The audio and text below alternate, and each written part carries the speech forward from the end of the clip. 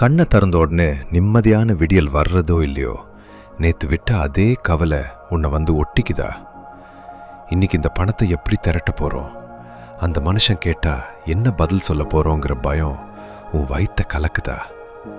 என் அன்பு பிள்ளையே, உலகத்தில் இருக்கிற அத்தனை கஷ்டத்தையும் விட பணம் இல்லாமல் ஒரு மனுஷன் படுற நரகம் எனக்கு தெரியும். ஒரு பக்கம் குடும்பத்தோட தேவை, மறுபக்கம் கட்ட வேண்டிய கடன்கள். இதுக்கு நடுவில் சிக்கி தவிக்கிற உன் நிலைமைய நான் பார்க்கலன்னு நினைக்காத. ஸ்கூல் திறந்துட்டாலே உன் நெஞ்சு படன்னு அடிச்சுக்குமே. பிள்ளைகளுக்கு புது யூனிஃபார்ம், நோட்டு, புத்தகம், இதையெல்லாம் விட அந்த மகா பெரிய ஸ்கூல் பீஸ்.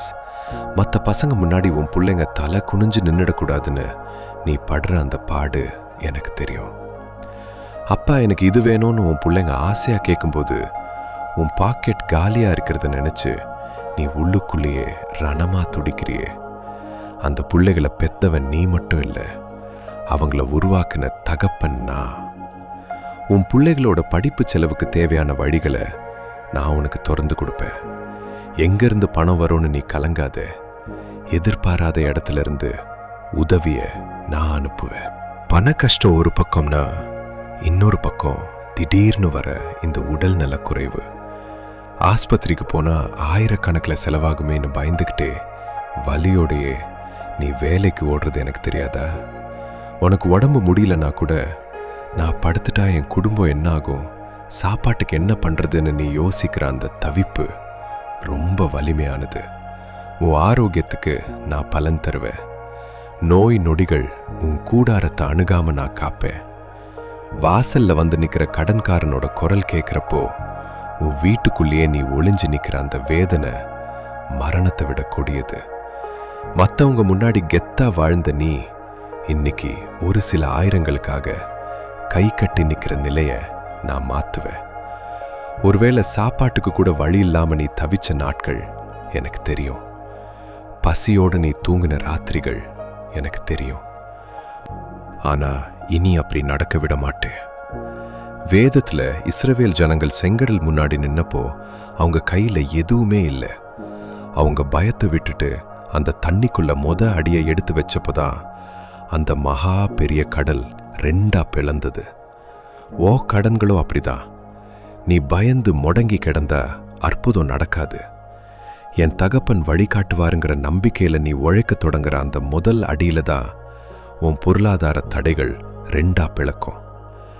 யோர்தான் நதி கடை புரண்டு ஓடுனப்போ ஆசாரியர்களோட கால் அந்த தண்ணிக்குள்ள பட்டப்போதான் நதி விலகி வழி கொடுத்துச்சு. கால் நனையாம கரை சேர முடியாது பிள்ளையே.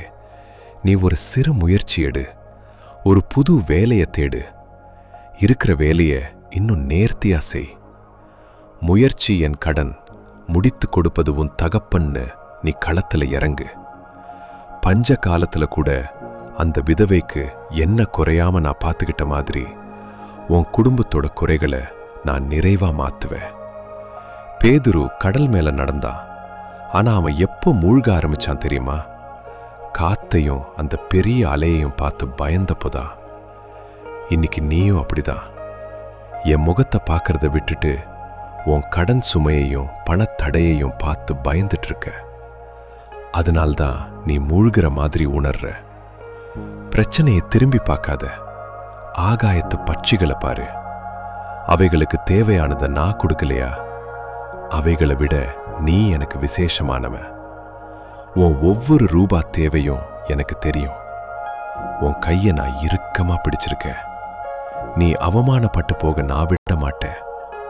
உன்னை உதாசீனப்படுத்தின அதே மனுஷங்க முன்னாடி கடவுள் இவனை ஆசீர்வதிச்சிருக்காரேன்னு எல்லாரும் ஆச்சரியமா பார்க்குற அளவுக்கு உன்னை நான் உயர்த்துவேன். உழைப்புக்கு ஏற்ற பலன் உனக்கு கிடைக்கும்படி நான் செய்வேன். உன் கையின் பிரயாசங்களை நான் ஆசீர்வதிப்பேன். அடைக்கப்பட்ட வாசல்கள் திறக்கும். இழந்த ஆசீர்வாதங்கள் இரட்டிப்பாய் உனக்கு வரும். இன்னைக்கு இரவு அந்த பணக்கவலை, அந்த அவமானம், அந்த விரக்தி எல்லாத்தையும் தூக்கி என் பாதத்துல வை. அப்பா, வழியை காட்டுங்க, நான் போராட தயார்னு ஒரு உறுதி எடு. உன் பலவீனம் எதுவோ அங்க ஏன் பலத்தை நான் வைப்பேன். இழந்ததை நினைச்சு இனி அழாதே. உனக்காக நான் யுத்தம் செய்வேன். உன் வாசல்ல இனி கடன்காரங்க குரல் கேட்காது. ஏன் ஆசீர்வாதத்தின் சத்தம் கேட்கும். என் மேல உனக்கு முழு நம்பிக்கை இருந்தா நடத்துவாரப்பான்னு பதிவிட்டுட்டு நிம்மதியா உறங்கு. நாளை விடியல் உன் வாழ்க்கையில ஒரு பெரிய பொருளாதார மாற்றத்தை கொண்டு வரும். தைரியமாயிரு, உன் கூடவே நான் வரேன். நிம்மதியா தூங்கு என் செல்லமே, நான் இருக்கேன்.